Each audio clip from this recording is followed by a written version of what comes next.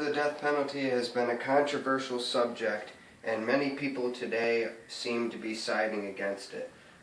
I'm Aaron Van Antwerp, and I believe that the death penalty should be utilized more often. In this speech, I will persuade you to be pro-death penalty because it is an effective tool to deter crime and also pay retribution. According to the legal dictionary, the death penalty is also known as capital punishment, which is the lawful infliction of death as a punishment. Early in United States history, the death penalty was used not only for murder, but crimes such as arson, robbery, horse theft, piracy, and slave rebellion. During the American Revolution, the capital punishment was revised, prohibiting the use of the death penalty for lesser crimes. According to crimemuseum.org, the death penalty has been regulated to prevent from executing innocents and also to ensure that those given the death penalty are not treated with cruelty. The death penalty, to me, is not cruel and unusual punishment, but many people today believe that it is. My belief is that it is a justified punishment for the most heinous of crimes. According to Bruce Fein, a constitutional lawyer, crimes that warrant the death penalty are crimes of rape, torture, treason, kidnapping, and murder. The Eighth Amendment prohibits use of cruel and unusual punishment, but the fact is the death penalty was used more often back then than it is now. Also, the Fifth Amendment states no one is to be deprived of life, liberty, or property without due process of law, which simply means that if the right processes are taken, the death penalty may be imposed. Given the ability to use the death penalty, we should use it when necessary, such as on criminals who commit heinous crimes and present no respect towards sanctity of life. An example of someone I feel should receive the death penalty is David Renz, who raped a 10-year-old girl and stabbed her mother to death. Criminals will take the death penalty more seriously if it is used more often, and this will make it a more effective tool to deter crime. Research conducted by Professor Shepard using monthly data from 1977 to 1999 supported the death penalty as a deterrent. He found that each execution on average was associated with 3 fewer murders, both crime of passion murders and murders by intimates. He also found that shorter waits on death row increased deterrence. On average, for each 2 3/4 years taken off of the wait on the death row resulted in 1 fewer murder.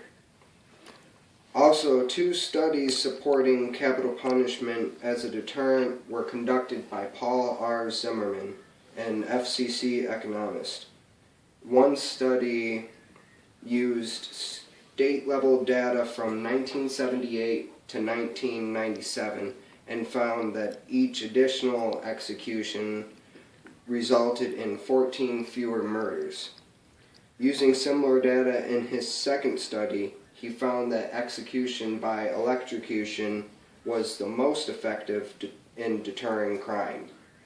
This being said, the death penalty should be used to its full extent to bring down murder rates even more, and possibly going back to using the electric chair, because not only is it cost efficient, it's more scary than just the lethal injection. Also, I believe that the death penalty is a good form of retribution and the criminal gets what is due to them. A man known as Richard Ramirez, or also the Night Stalker, is someone who should have received the death penalty. He was convicted of 13 murders, 5 attempted murders, 11 sexual assaults, and 14 burglaries. According to an article on CNN.com, he stated in a California courtroom in 1989, "I am beyond good and evil. I will be avenged. Lucifer dwells in us all." That's it. He showed no remorse for what he had done. He was sentenced to death by California, but died 24 years later at the age of 53 of natural causes. There should be a time limit on how long a criminal is allowed to be held in death row, because it's not fair for them to live that long after committing such a crime. It's only fair for them to have a short stretch of time before they meet the executioner.